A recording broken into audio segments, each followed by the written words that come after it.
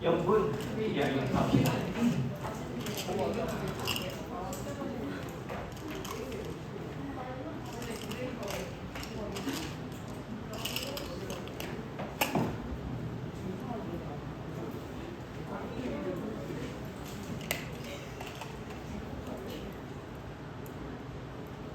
자, 염분의 단위, 염분이라고 하는 건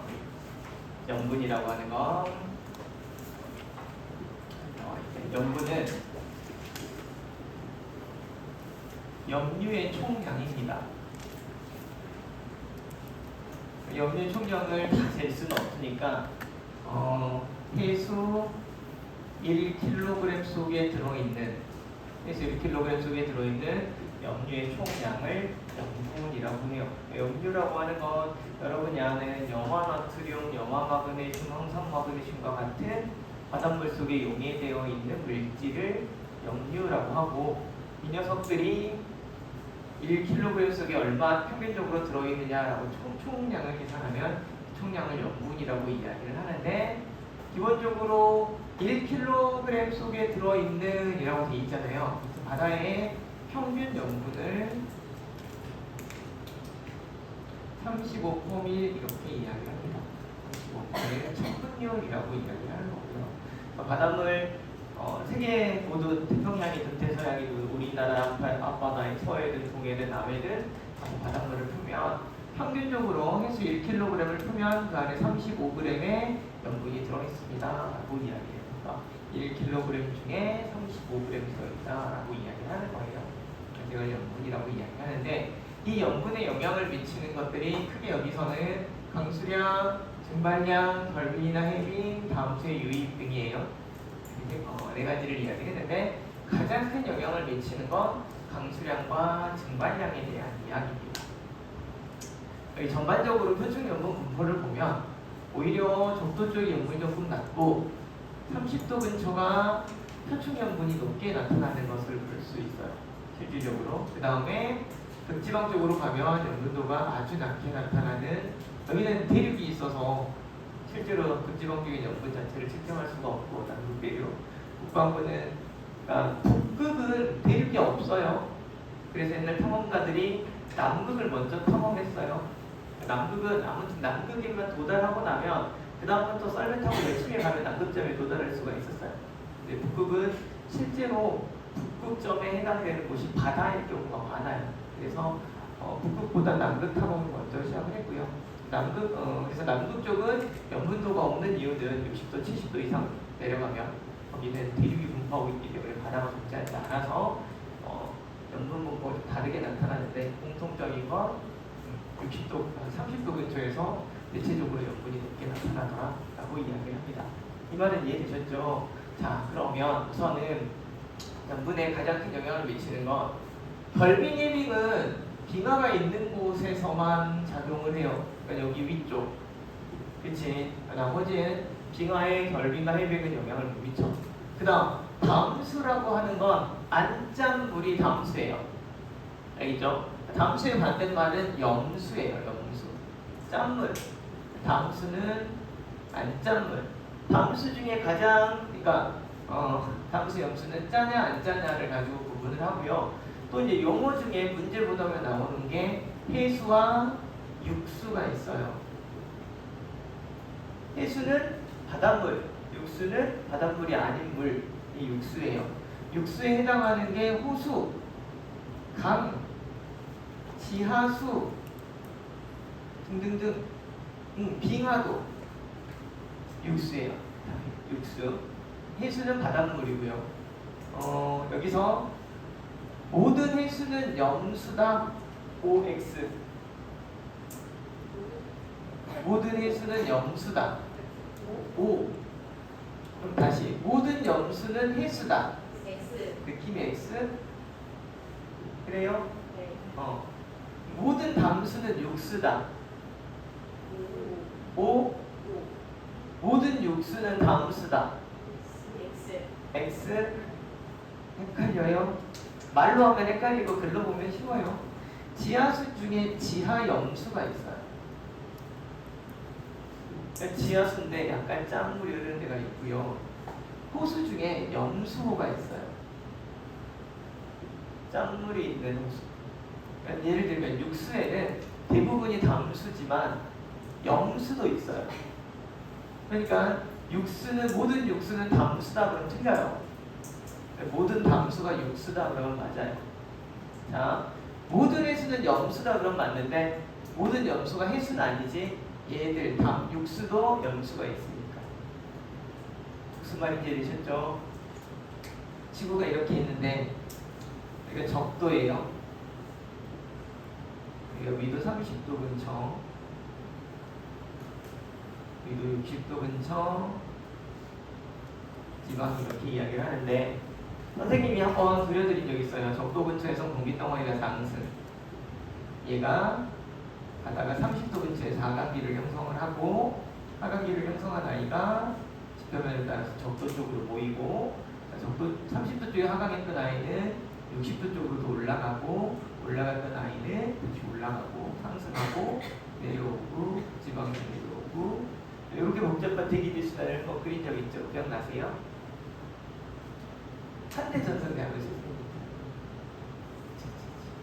한대전선대에서 뭐가 발생한다고? 문제제기가 발생한다고 이렇게 그린 적이 있어요. 이렇게 복잡한 대기들수단을 일으키는 이유는 뭐 때문이다? 지구가 잔잔하기 때문에. 자, 그래서 여기를 뭐라고 하냐면 적도, 저압대, 열대, 저압대, 열대, 수렴대, 적도, 수렴대 다 똑같아요. 자, 여러분이 듣기 싫은 기억하기 싫은 것 중에 하나가 수렴. 그치? 한가파니 경기가 수렴 경기가 있었지. 근데 우리 저기압 할 때 공기덩어리가 뭐 한다고 그랬지? 수렴한다고 그랬지. 여기가 공기덩어리를 수렴하는 곳이에요. 그래서 여기를 수렴에서 상승하니까 저기압하고 비슷해서 적도 저압대라고도 이야기를 하고 또는 적도 수렴대라고도 이야기를 하고 근데 이게 적도 지역이 아니라 계절에 따라서 조금 올라가기도 하고 내려가기도 하거든요. 그러면 적도보다 위쪽, 적도보다 아래쪽이거든요. 거기 지방이 열대 지방이야. 그래서 열대 수렴대라고도 이야기를 해요. 열대 수렴대, 열대 저압대 다 같은 말로 기억을 하시면 돼요. 그러니까 여기를 가리키는 말이에요. 어쨌든 공기덩어리가 모이는 곳이야. 저기압이니까 상승하는 곳이고 공기덩어리 상승하면 어떤 일이 발생한다고? 기온이 낮아진다고. 기온이 낮아지면 뭐가 만들어진다고? 구름 만들어진다고. 비 오겠지. 비가 많이 오는 곳이에요. 자, 여기는 우리가 뭐라 그랬지? 하강기류 공기덩어리 발산하는 거 뭐랑 비슷해? 하강기류 공기덩어리 발산 고기압. 그래서 이걸 뭐라고 쓰냐면 중위도 고압대 라고도 했고요. 자, 선생님이 이 지역 30도 근처를 뭐라고 불렀었지? 나를 중심으로 내가 있는 지역 30도에서 60도 사이는 무슨 지방? 온대지방. 적도에 30도 사이는 열대지방. 60도에서 극지방 사이는 한대. 그럼 30도 근처는? 그렇지. 그래서 여기를 아열대 고압대라고도 해요.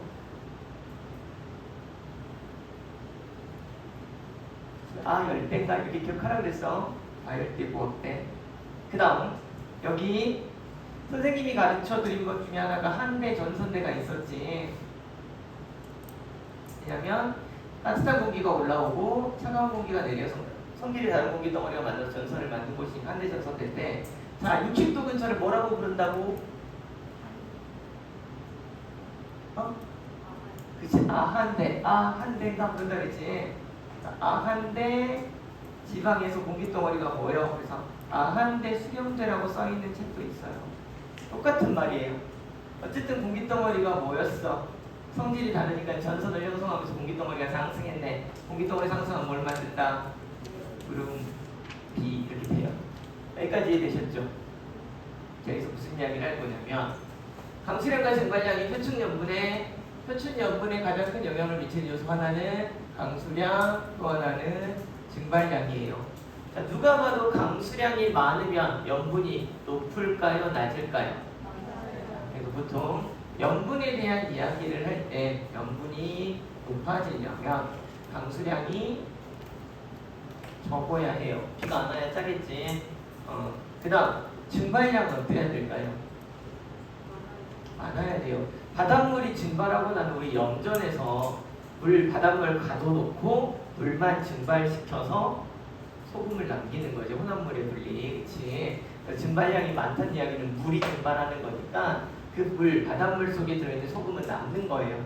그러니 증발해버린 만큼 진해지겠지. 그래서 염분을 높이는 방법은 두 가지예요. 강수량을 줄이거나 증발량을 늘리거나. 저 두 가지가 염분에 가장 큰 영향을 미치는데, 저 증발량과 강수량은 대륙이든 바다든 상관없겠지. 그치? 대륙이든 바다든 상관없이. 그 다음에 위도가 고위도든 저위도든 상관없이 증발과 강수량의 영향을 받아서 염분의 변화는 생길 거예요. 그치? 그럼 보자. 적도지방은 태양복사에다 지금 입사량이 많아, 적어? 많아. 그럼 증발이 잘 일어날까, 안 일어날까? 잘 일어나겠지. 근데 증발이 잘 일어나는데 뭐도 많이 와? 비도 많이 와. 그래서 강수량이 많아. 증발이 많이 일어나서 짤 뻔했는데 비가 많이 내리니까 안 짜져. 쌤. 자, 중위도 부합되니까 우리나라보다 위도가 조금 낮은 곳이지. 자, 오늘 우리나라 어때요 지금? 여러분 지금 에어컨 풀로 틀었지 벌써. 파워 눌러져 있습니다. 얘네 다음 달에 어떻게 살려고 벌써 5월 달에 풀파워로. 어쩌단 이야기야 지금 밖이.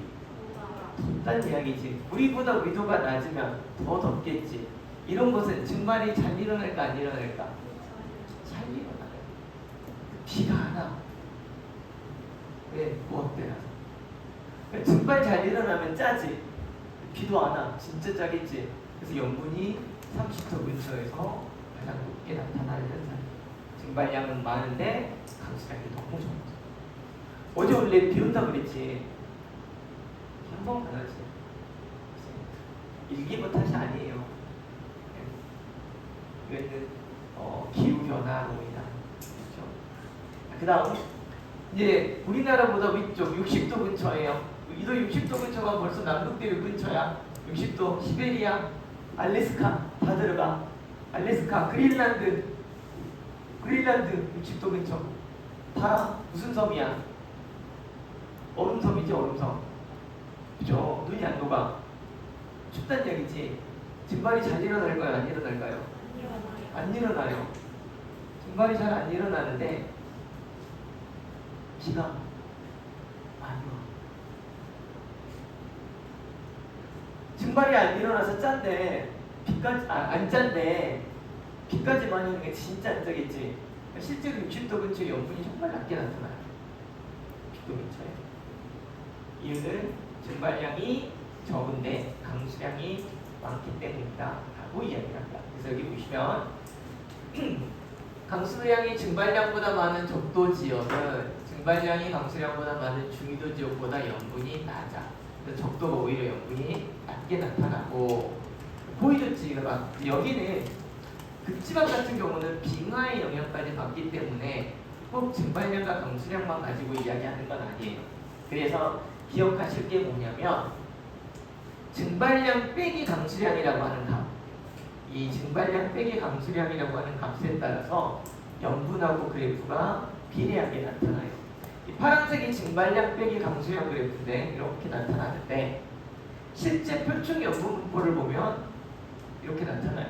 그래서 30도 근처에서 증발량 빼기 강수량 값도 높고 염분도 높고, 적도나 60도 근처에서 증발량 빼기 강수량 값이 작고 실제 염분도 작고 이렇게 나타나는데, 여기는 염분 자체가 북반구 쪽이랑 다르게 나타나는 이유는 지형의 차이예요. 그래서 60도 이상은 증발량 빼기 강수량에 빙하의 영향을 더해야 되니까 무조건 다 똑같이 나타나지 않는다라고 이야기하는 거예요. 증발량 빼기 강수량이 높기 때문에 이렇게 쓱 올라가야 되잖아. 올라가지 않는 이유는 빙하의 영향 그리고 지역의 영향을 받았다라고 생각을 하시면 돼요. 그래서 증발량 빼기 강수량과 염분과의 관계는 60도까지 비례하게 나타난다. 북위 60도, 남위 60도까지 비례하게 나타난다라고 기억을 하시고, 그 이유는 증발량 빼기 강수량과 빙하의 영향을 받아서 연분 분포가 다르게 나타난다라고 생각을 하셔야 돼요. 여기까지 이해되셨나요? 이해됐죠?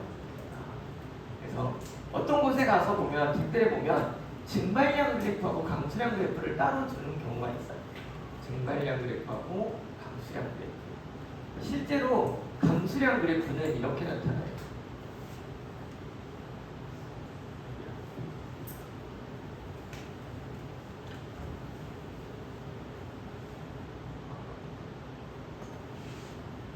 이렇게 나타나요. 강수량 그래프. 오히려 적도 쪽에 많고 60도 근처 쪽에 강수량이 많고 30도 근처에는 강수량이 적은 이 검정색 그래프가 강수량 그래프예요.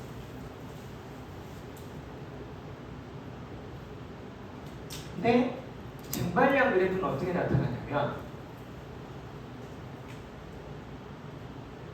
이렇게 나타나요. 이 증발량 그래프. 북도 쪽도 증발은 잘 일어나긴 하지만 전반적으로 위쪽에서 빨간색은 증발량 그래프, 검정색은 강수량 그래프예요. 그래서 증발량에서 강수량을 빼면 여기 마이너스, 여기 마이너스, 여기 마이너스, 여기 두 개는 플러스.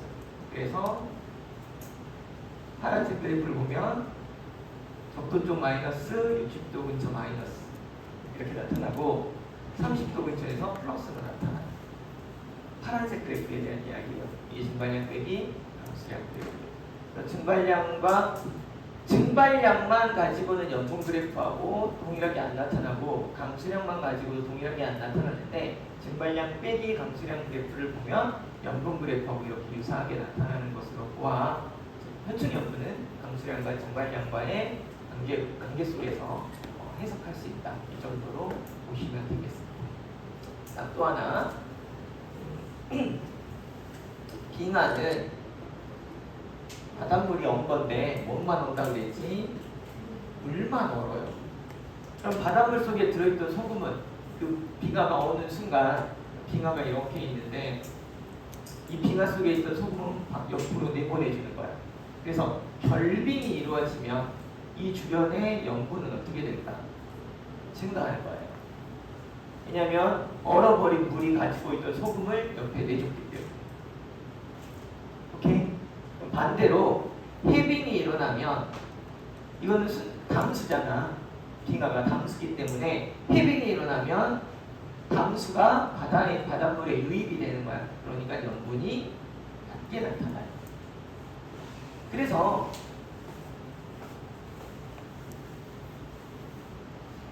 이 보이는 지방 같은 경우도 우리가 생각하는 여름은 이렇게 덥고 우리가 생각하는 겨울은 말도 못하게 춥거잖아.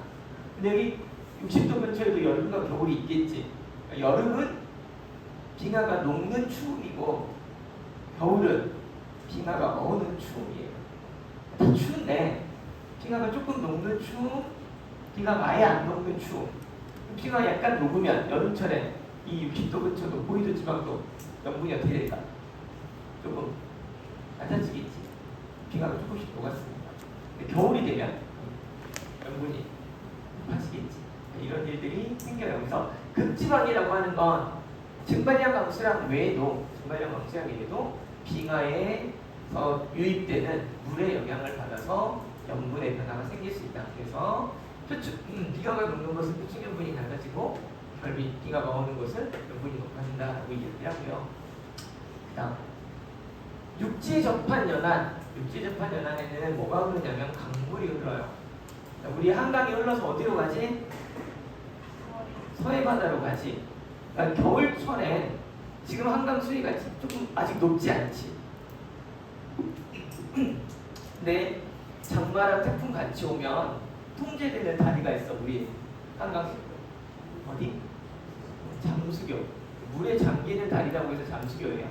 잠수교에 잠기는데 해수면이 높아지겠지. 아니 강수면이 하수면이 높아져서 실제로 바다로 빠져나가는 물의 양이 많을 거란 말이야. 그러면 한강물이 빠져나간 바로 서해 쪽은 염분이 어떻게 될까? 낮아지겠지. 그래서 육지 근처에서 육지로부터 흘러드는 담수의 영향을 받아서 염분이 낮은 곳이죠. 그래서 실제로 강 주변의 바닷물은 조금 염분도가 낮아요. 그래서 예전에 이런 말이 있었죠.